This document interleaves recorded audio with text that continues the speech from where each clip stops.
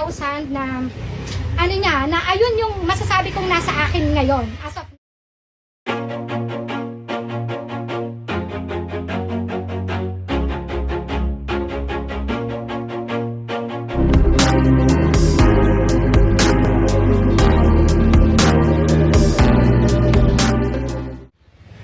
ano niya yun ang tawag dito, cash incentives niya yun ng World Championships 2021.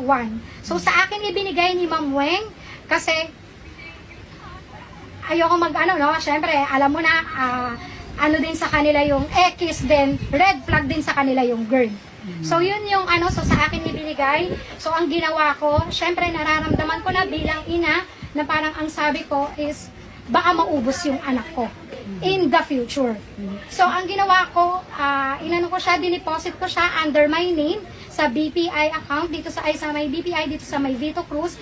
Then pinahold ko siya, ginawa ko siyang bond for credit card.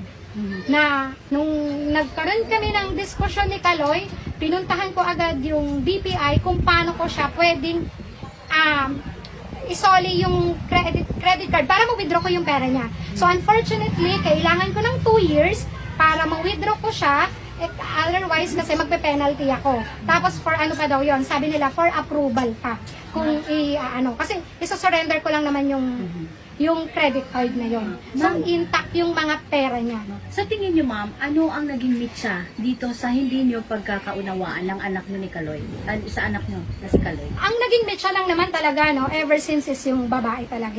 Kasi yes, lalong lumaki, tapos na parang nagkaroon kasi ng training camp si Kaloy. Kasama ko yung asawa ko, naghatid kami sa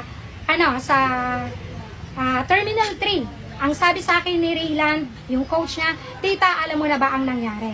Sabi ko, no idea at all. Kasi hindi naman kami nag-uusap ni Kaloy So wala kaming idea talaga kung ano yung nangyari. Na parang pagdating pala doon, ang sabi ni Coach Mone, dapat pagdating ni Eldro lang teammate niya, yung babae, wala doon sa apartment niya. Sa bahay na tinitirahan niya na binabayaran ng JOC na nire-reimburse ng PSC every end of the year.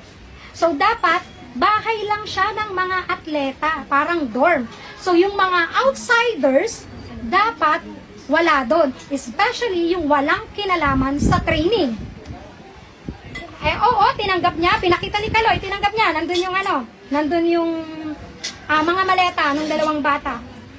Pero sa tingin mo, yung anak ko is 15 years old. Sa tingin nyo ba, patutulugin ko yung anak ko, isa lang siya, para lang siyang studio time. Oo, so maliit lang siya, mas maliit na nga siya. So patutulugin ko yung anak ko, menor de edad, kasama siya at yung babae. Diba? Pangalawa, si Miguel, hindi rin papayagan ng parent niya. Na sinabi sa akin na, Angelica, mag-meeting tayo, hindi ko papayagan si Miguel na matulog din doon.